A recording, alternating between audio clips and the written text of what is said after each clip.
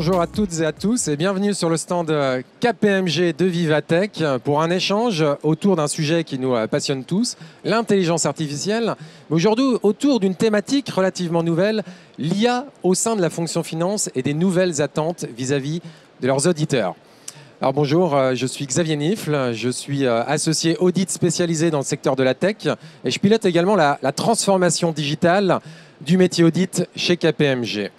Alors en marge du salon, KPMG a interrogé 1800 entreprises et directions financières. 100 grandes entreprises françaises de plus de 500 millions d'euros de chiffre d'affaires et 1700 autres à l'international dans 9 autres pays dont les US, les UK, le Japon et beaucoup d'autres. Un chiffre marquant, près des 3/4, et pour être précis, 72% des grandes entreprises ont déjà initié des projets d'intelligence artificielle au sein de leur fonction finance et pour la plupart ont déjà déployé des outils qui permettent de faciliter la production de leur reporting financier. Et demain, d'ici 3 ans, la plupart auront déployé de manière massive des solutions en intelligence artificielle. Alors on peut se poser une question, est-ce que l'intelligence artificielle est le nouvel Eldorado pour les directions financières ? Alors pour en débattre, j'ai le plaisir d'accueillir 3 personnalités du monde de la finance et de la tech. Mehdi Ouass, qui est président fondateur du groupe Talent et également président de la commission finance et fiscalité de Nouméum. Frédéric Fradin, directeur financier opérationnel du RITS et également président du club utilisateur de Sage FRP1000. Et Quentin Hervy, qui est responsable M&A du groupe S2I. Peut-être une première question pour toi Mehdi. En quoi finalement l'intelligence artificielle peut relever des défis des directions financières et comment ça arrive à faciliter finalement, comme je le disais, la production des états financiers?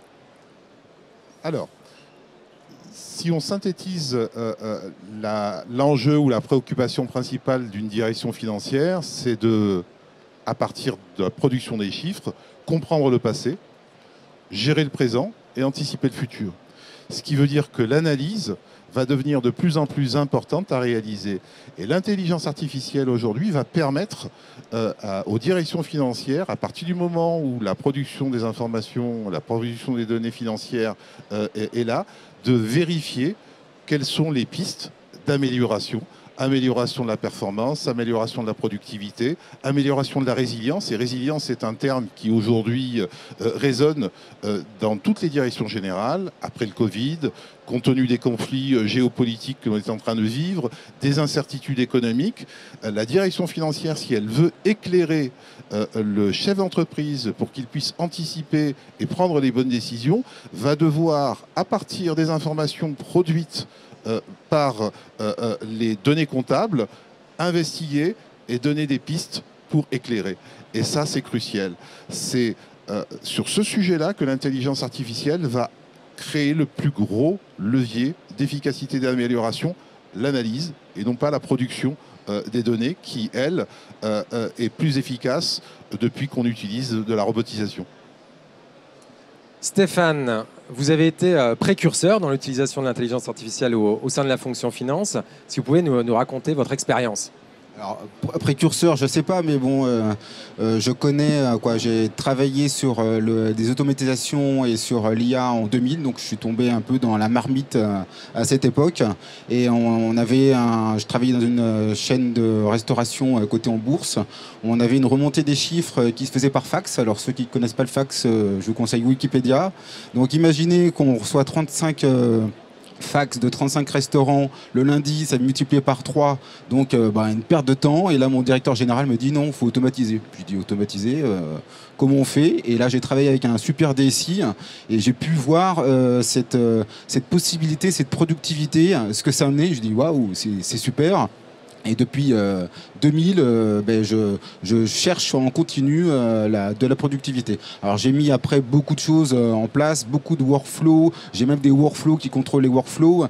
Et au RITS, je me suis dit, tiens, je vais penser comme un financier. Je me suis dit, et si je mettais un contrôleur de gestion dans l'ordinateur, dans Sage, pour qu'il fasse mon travail et j'ai des données plus rapides.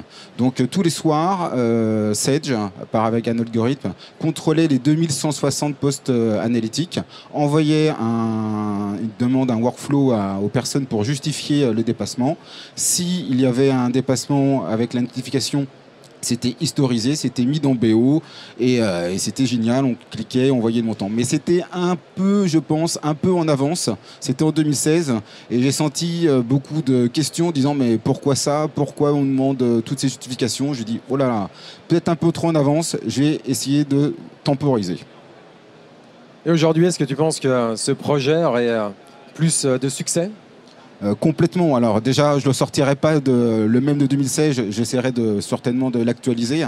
Mais c'est vrai que maintenant, l'IA, c'est dans l'inconscient collectif. Tout le monde parle d'IA, tout le monde veut une productivité. Donc là, je pense que là, c'est le bon moment pour sortir, pour approfondir, pour faire des workflows, des automatisations et avoir une aide très importante pour gagner en productivité. C'est le bon moment. Quentin, je le disais, vous êtes responsable M&A du groupe S2I. Comment vous utilisez l'intelligence artificielle dans vos activités de M&A? Alors aujourd'hui, c'est vrai que l'IA, ça révolutionne vraiment notre domaine, comme dans tout d'ailleurs les secteurs. On peut l'imbriquer dans l'ensemble des processus, que ce soit de la définition de la stratégie, par exemple, d'une croissance externe, jusqu'à l'intégration finalement de la nouvelle société acquise. Vous allez reprendre énormément de gains d'efficacité.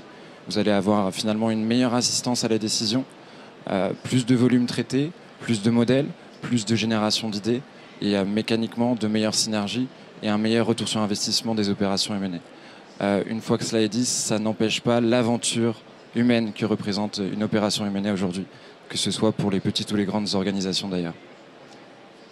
Alors on parle d'IA, mais on peut parler également d'IA générative. Qu'est-ce que ça change dans tes due deals? Dans nos due deals, ça nous apporte beaucoup plus d'efficacité. Je pense que ça replace aussi peut-être les auditeurs sur ce qu'on va dire des phases avec peut-être plus de valeur ajoutée. Toutes les missions chronophages vont être forcément plus automatisées. Ça va réduire effectivement l'erreur humaine. Et par ça, on attend plus d'efficacité, évidemment, mais aussi un meilleur accompagnement humain des auditeurs. Dans nos phases de due deal, on va avoir de plus en plus de logiciels basés sur l'intelligence artificielle générative qui, à la fois, nous permettent d'avoir une meilleure connaissance de la donnée, une meilleure analyse avec des points de focus particuliers, si dans telle ou telle opération on veut insister sur un point précis. Et en même temps, on va pouvoir, grâce à l'intelligence artificielle générative, générer de nouveaux modèles au fur et à mesure de l'avancée d'une due deal. Ça, c'est particulièrement pertinent parce que ça vous apporte de l'agilité finalement dans vos opérations. Je peux apporter une précision. Effectivement, on parlait d'IA il y a 2-3 ans et aujourd'hui l'IA générative, parce que l'IA n'est pas une baguette magique qui va transformer de manière instantanée la façon de faire le processus. C'est un processus d'amélioration et d'apprentissage continu et c'est ce que amènent aujourd'hui les IA génératives. On apprend, on comprend, on se trompe et on rectifie. Et c'est cette amélioration continue qui va faire que l'éclairage, l'anticipation et la capacité à prendre les bonnes décisions parce qu'on les a testées va augmenter. Donc aujourd'hui, l'IA générative vient prendre le relais de la robotisation des processus et préparer réellement la strate d'intelligence artificielle qui permettra, elle, de donner toutes les informations utiles pour que la décision soit prise avec le risque minimum, mais aussi le temps minimum. Parce que si on veut prendre pas de risque, très peu de risques et qu'on passe trop de temps, on risque de prendre une décision alors qu'elle est plus d'actualité. Mehdi, justement, quels sont vos conseils aux entreprises pour réussir leur projet d'IA au sein de la fonction finance? Alors, mes conseils sont dans la lignée de ce que je viens de dire. On a aujourd'hui une technologie et c'est extraordinaire. On vit une période fantastique. On a une technologie qui est mature, qui est prête à relever tous les défis et qui est en avance sur notre imagination. Ceux qui ont connu la frustration des années 90 et l'explosion de la bulle Internet, avec une promesse qui n'a pas été tenue par la technologie, vont devoir accepter de faire confiance à cette technologie. L'intelligence artificielle elle repose sur 3 piliers, 3 principes. Le premier, c'est calcul rapide. Et aujourd'hui, la puissance de calcul a été multipliée par plusieurs milliers en une vingtaine d'années. Ce qu'on calculait en une journée, on est capable de le calculer en moins d'une seconde aujourd'hui. Elle repose sur des données en masse pour pouvoir apprendre. Et là, l'avènement des smartphones et des réseaux sociaux, des IoT, permet d'avoir des données en quantité gigantesque et donc d'accélérer l'apprentissage. Et le troisième pilier, c'est l'algorithme. Et ça, les algorithmes, on les connaît depuis les Grecs. Donc aujourd'hui, on a 3 piliers qui sont solides et qui, en fait, mettent un plafond de verre, c'est l'imagination. Pour casser ce plafond de verre, il faut que cette technologie, elle serve les enjeux métiers. Et il faut que les métiers, en l'occurrence les directions financières, comprennent, testent, cherchent auprès de leurs collaborateurs, ceux qui ont cette appétence technique, parce que quand on parle d'IA générative, en fait, on essaie de se dire, on est capable aujourd'hui de poser des questions simples et d'avoir des machines qui vont aller chercher des réponses compliquées. Plus la question est pertinente, plus la réponse l'est, et plus la rapidité d'accès à cette réponse est aussi. Donc il faut avoir un duo entre celui qui comprend comment fonctionne la technologie, celui qui comprend et celui qui connaît parfaitement le métier, qui connaît les enjeux et qui va poser les bonnes questions. Sinon, on a des phénomènes qu'on appelle d'hallucination, c'est-à-dire de temps en temps, on pose une question, on a une réponse, on a l'impression qu'elle est bonne, mais en fait le système s'est mis en ordre de vous donner une réponse, il vous la donne avec les éléments qui sont à sa disposition, en interprétant la question telle qu'il l'a comprise.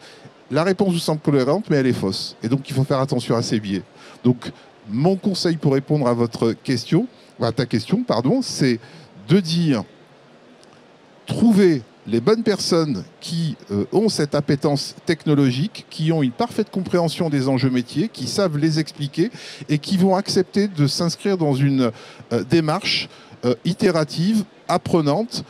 L'erreur fait partie du processus d'apprentissage et l'erreur permet de corriger et de rectifier la trajectoire et donc l'atteinte de la cible. Donc on l'a vu, hein, l'intelligence artificielle va avoir un vrai impact positif dans la production et des états financiers. Et demain, des états extra-financiers, hein, ce qu'on appelle le rapport de durabilité. Mais l'intelligence artificielle va aussi avoir un impact dans l'audit, dans notre delivery model en quelque sorte, mais aussi dans la relation que nous allons avoir entre l'auditeur et l'audité. Et à ce titre, donc, je vais vous poser la même question à tous les trois. Quelles sont vos attentes, vos nouvelles attentes vis-à-vis de vos auditeurs? Vous, Stéphane, en tant que directeur financier, qu'attendez-vous aujourd'hui de votre commissaire aux comptes? Alors déjà, il fait la certification des comptes, ça, on n'a pas de souci, pas de débat sur ça. Maintenant, ce que je voudrais, c'est que, comme il a tout le grand livre, donc je ne vais pas expliquer ce que c'est qu'un grand livre pour les non-comptables, il a toutes les données pour pouvoir répondre, ben là, qu'il arrive plus en forme de conseil et qu'il me dise, ben là, votre dépense, elle est un peu supérieure par rapport à la norme, par rapport à ce qu'il devrait avoir, la rentabilité. Là, je vous conseille plutôt de faire ça. On sait que nous, en principe, le secteur, c'est plutôt ça. Donc, travailler un peu sur ça. Et donc, c'est vraiment du conseil, quoi, pour qu'on soit encore meilleur que ce qu'on peut être. Et c'est le but. C'est donner plus de valeur à vos données. Tout à fait. Quentin, en tant que responsable du M&A, dans ses activités due deal ou autres, qu'attends-tu de tes auditeurs ou de tes consultants, finalement, TS, des grands cabinets? Je vais reprendre un petit peu le propos de Stéphane. Je suis complètement d'accord. À mon sens, ça doit déporter un petit peu l'intervention des auditeurs vers une partie plus conseil, ce que je disais, plus de valeur ajoutée. On en attend aussi avant tout, notamment dans le cadre d'opérations M&A qui sont complexes et réglementées, une grande maîtrise de ces nouveaux outils d'IA générative. Et puis je pense aussi, il me semble que c'est aussi le thème de Vivatech cette année, l'innovation et la régulation, où est-ce qu'on en est. Et là-dessus, nous aussi, on attend de la part de nos auditeurs qu'ils puissent correctement nous aiguiller, en fonction des différentes réglementations qu'on peut avoir. Pour ma part, on intervient dans des opérations cross-border, dans différents pays à l'international. Et pour ça, on attend de nos auditeurs qu'ils puissent utiliser cette technologie au service de l'efficacité et de l'agilité, tout dans un cadre réglementaire, évidemment maîtrisé de la part des auditeurs. Je crois même que Charles Mauclair, il y a quelques temps, a fait une tribune à ce sujet. L'intelligence artificielle générative et l'humain, ça s'inscrit aussi un petit peu dans ce modèle. Avoir plus de confiance, plus de maîtrise et meilleure agilité, ça s'inscrit aussi dans le cadre du TS. Charles Mauclière, le DG du groupe S2I. Et toi, Mehdi, en tant que patron d'entreprise, tu attends quoi de tes auditeurs aujourd'hui? J'attends de leur part qu'ils mettent dans l'analyse. La vraie valeur ajoutée, elle est dans l'analyse. Or, pour pouvoir faire la bonne analyse, il faut avoir la bonne production des données. Donc, si on peut répartir le temps de production et le temps d'analyse en diminuant le temps de production tout en gardant quand même la sincérité des données et leur véracité. Alors la sincérité, c'est pas forcément la malhonnêteté ou l'honnêteté, c'est être sûr que les calculs sont bons, être sûr que tous les rapprochements sont corrects. Et là, l'IA peut aider à trouver des anomalies dans les rapprochements et donc à améliorer la sincérité des données. Et l'analyse, parce que de plus en plus, on a des PNL qui sont complexes parce qu'on veut être le plus proche de la réalité de la valeur ajoutée. Le rapprochement de ces PNL est difficile à faire et c'est uniquement cette analyse qui va nous permettre d'identifier les leviers d'amélioration de notre performance, de notre résilience et puis ouvrir les voies de l'innovation. Un patron d'entreprise, il a besoin de quoi? Il a besoin d'être rassuré sur sa capacité à améliorer sa productivité, à améliorer sa performance, à améliorer sa rentabilité. Il a besoin d'être rassuré sur sa capacité à augmenter sa résilience, surtout face à des phénomènes exogènes sur lesquels on a peu de leviers, mais qu'on doit savoir anticiper. Et il a besoin sans arrêt, s'il veut être leader, d'innover. Un leader n'est pas un suiveur, et si on ne veut pas suivre, il faut qu'on innove. Donc ce que j'attends de la part de tous mes partenaires, auditeurs compris, c'est qu'ils mettent dans ces analyses et qu'on ne passe pas trop de temps sur le passé, qu'on se rassure sur le présent et qu'on passe le maximum de temps sur la prospective et le futur. Voilà. Parfait, je pense que les grands cabinets, et en particulier KPMG, se mettent en position de répondre à toutes ces différentes attentes. Et notamment, on a pu passer en quelques années de la culture de l'Excel à l'ère de la data et de l'intelligence artificielle. Et aujourd'hui, l'IA nous permet, c'est ce qui ressort également dans l'étude qui est disponible sur le site kpmg.fr, c'est qu'on est en capacité de répondre à l'une des attentes majeures des directions financières, tu en parlais Mehdi, c'est l'identification des signaux faibles. Et on permet aujourd'hui, grâce aux algorithmes d'IA, d'identifier les transactions les plus risquées, qu'elles soient liées à une fraude ou à une erreur, et tout simplement. Et ça, c'est possible uniquement grâce à cette capacité. Alors, on va pouvoir ouvrir le bal aux questions. Est-ce que l'un d'entre vous a une question à poser à nos invités ?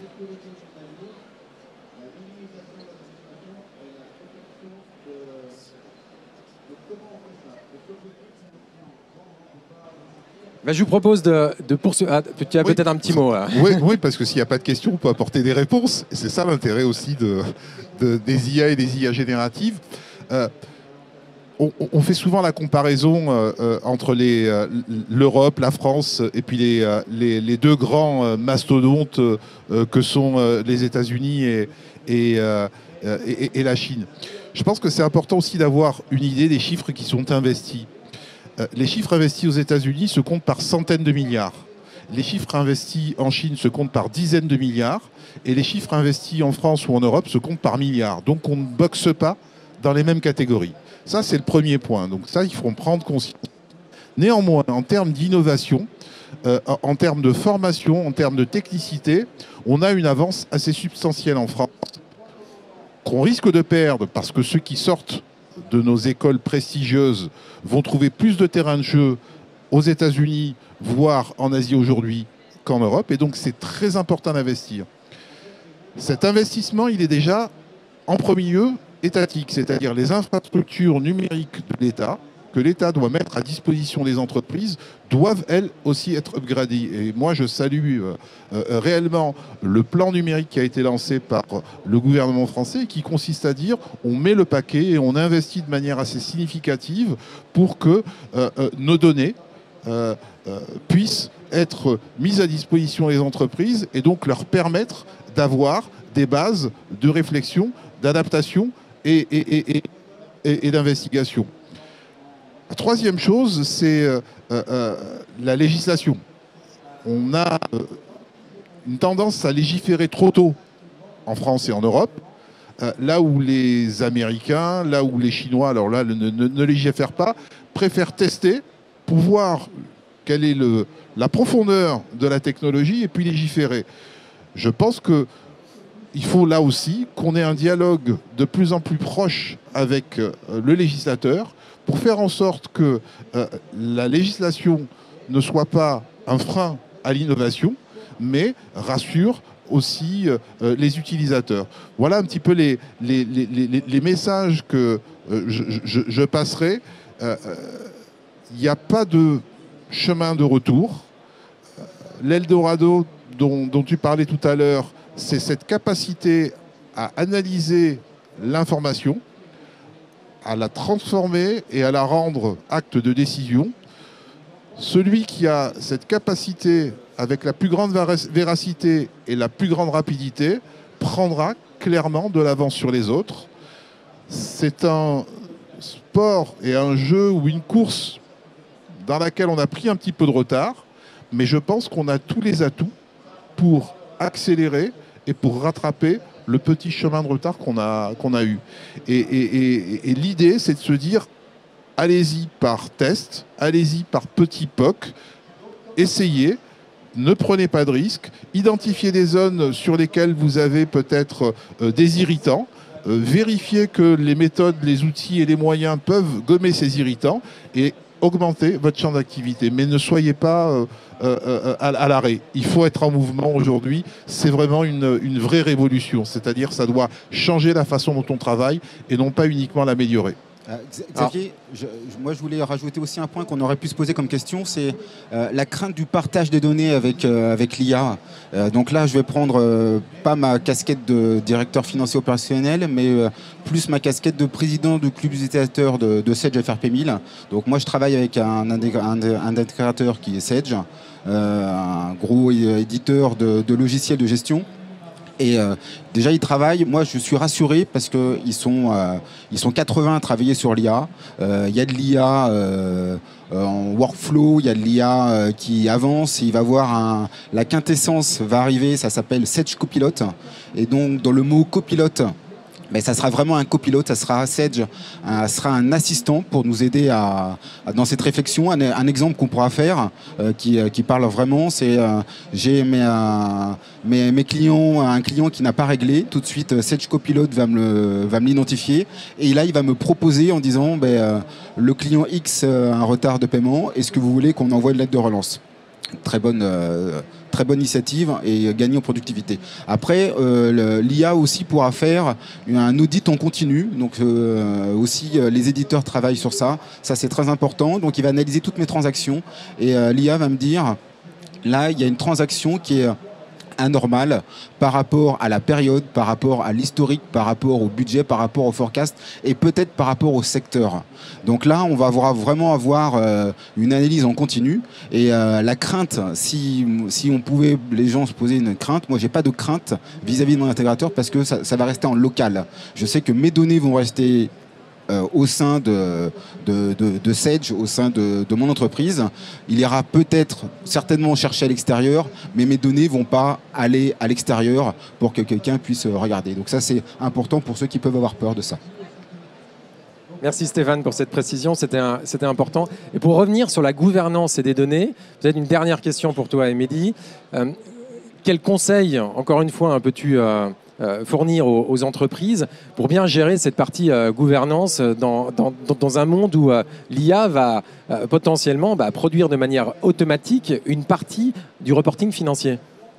Elle est fondamentale. Hein. Le sujet de la gouvernance est clé parce que dans la gouvernance, il y a l'appartenance, la confidentialité, la sécurité des données. Et il est évident quand on se lance dans un processus d'IA générative ou d'intelligence artificielle, plus on a de données sur lesquelles on peut s'entraîner, mieux c'est. Ce qui veut dire qu'on aurait tendance à se dire mutualisons ces données pour avoir plus de masse. Mais à partir du moment où on les mutualise, ça veut dire qu'on met nos données personnelles à disposition de l'ensemble de la. Donc la gouvernance va faire le tri entre les données que je peux mutualiser pour pouvoir avoir accès à une masse plus importante et accélérer mon entraînement, des données que je ne veux pas mutualiser parce qu'elles sont spécifiques à mon business et parce que c'est celles qui me donnent une compétitivité. Donc la première étape, c'est réellement d'être très clair sur la gouvernance et de faire la différence. Alors, il ne faut pas faire 0-1, il ne faut pas dire tout est top secret ou rien n'est top secret, mais faire la différence entre ce que je peux mutualiser pour accélérer mon apprentissage et ce que je ne veux pas mutualiser pour garder mon avance compétitive. Merci Mehdi. Je crois qu'on arrive au bout de cette table ronde. Un grand merci à mes 3 invités. C'était instructif et je pense précieux pour la plupart des entreprises pour mettre en œuvre, on va dire, de manière efficace leur projet d'IA au sein de la fonction finance. Si vous souhaitez poursuivre la discussion, on sera encore à quelques minutes autour du stand KPMG, donc n'hésitez pas à venir nous voir. Un grand merci. Au revoir. Merci.